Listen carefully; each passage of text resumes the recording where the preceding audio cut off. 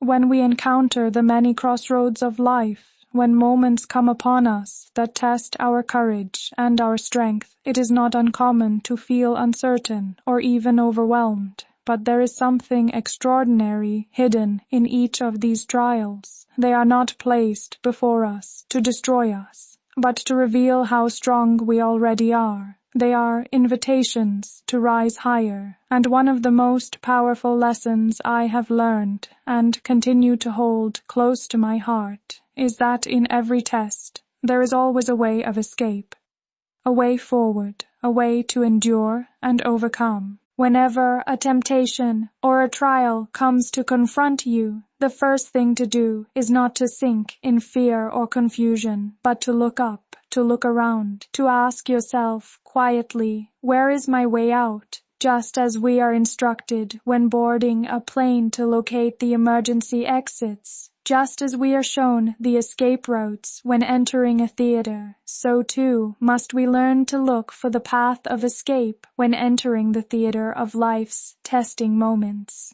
The escape does not always mean leaving the trial behind. It means finding the door through which strength, grace, and victory are waiting. It is written that no temptation, no trial, no difficulty has overtaken us except what is common to all human beings, and that God is faithful. He will never allow us to be tested beyond what we can endure. With every temptation comes the promise of a way of escape, so that we may be able to bear it and ultimately overcome. That is not simply a poetic thought, it is a promise. And a promise spoken by God is a foundation that will not shift with time or with circumstance. Think carefully about what this means. It means that you will never face a situation, no matter how heavy it feels, that is stronger than the strength that is already within you. It means that the presence of a test is proof of your ability to pass it. If a difficult moment has found its way into your life, then that is a quiet testimony of your resilience, your capability, your courage, and the trust that heaven places in you. I know, in moments of hardship, it can feel too much. Many have said, this test is too hard, this trial is too painful, this is beyond me. But the truth is the opposite. If it were truly beyond you, it would not have been allowed to meet you. The size of your trial reflects the strength of your soul. The weight of the test speaks of your capacity to endure. When the test grows more difficult, it is not a sign of weakness. It is a quiet declaration from above. You are ready for this. Consider a classroom. The most advanced students, those who are ready for more, are the ones entrusted with the most challenging examinations. Their teachers do not hand them these tests because they wish to see them fail, but because they believe they are capable of more. So it is in life. If you are facing something great and difficult, it is because you are strong and you have been entrusted with this moment. And in every test, every temptation, every trial, there is a door, a way of escape, a path toward victory. Sometimes that door is courage. Sometimes it is humility. Sometimes it is simply saying no. Sometimes it is running, as Joseph once did when temptation tried to take hold of him. When a situation arises that tries to trap your heart, your soul, your future, remember, the way of escape is already there. It is not something you must create. It is something you must find. There was a young man in the pages of Scripture, Joseph. He found himself in a house where everything seemed to conspire against him. He was a slave. He was under the authority of others. And yet, when temptation approached him, trying to bring him down, he did not say, "I am trapped." He found his way out. Even if it meant running without his cloak, he ran toward the light of integrity and away from the shadow that sought to bind him. That is what strength often looks like. It is not loud or boastful. It is sometimes simply quiet, decisive, and brave. I remember a story told by someone who learned this lesson through experience. When temptation came to him unexpectedly, he did not imagine there could be a way out. But then, as the pressure mounted, he saw it, the door,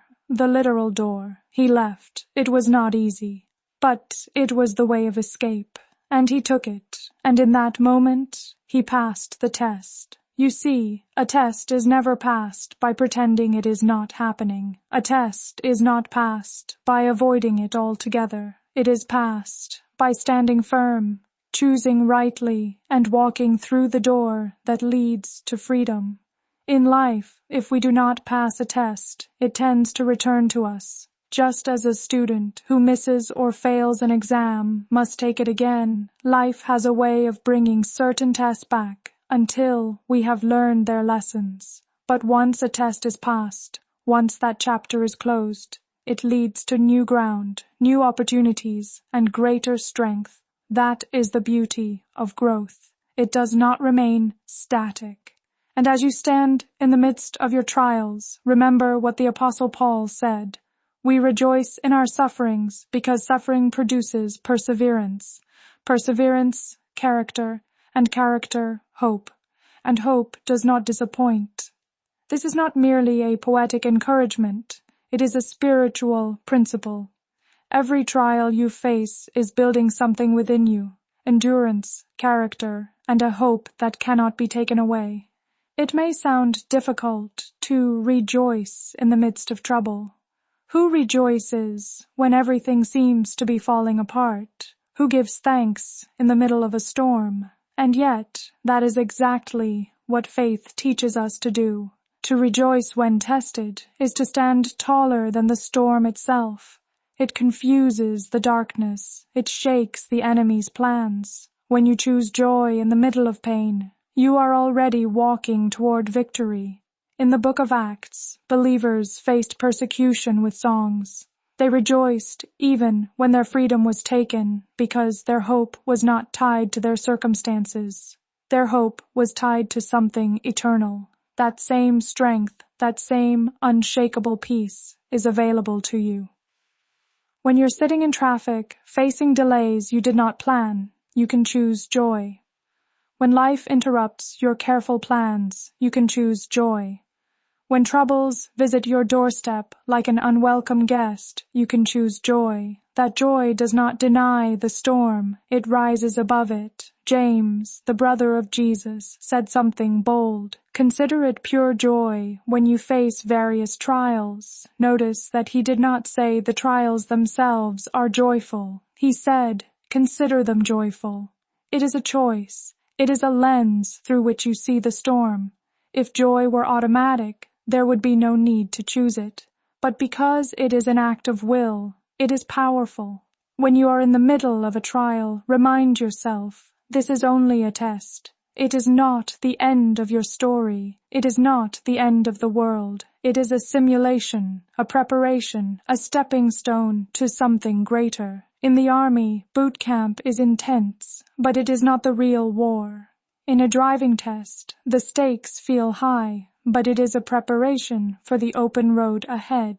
And if you belong to God, you are never truly in danger of being overcome, even when everything seems out of control. It is not. Even when others try to harm you, they cannot touch what belongs to God. What is truly happening is not chaos. It is growth. It is refinement.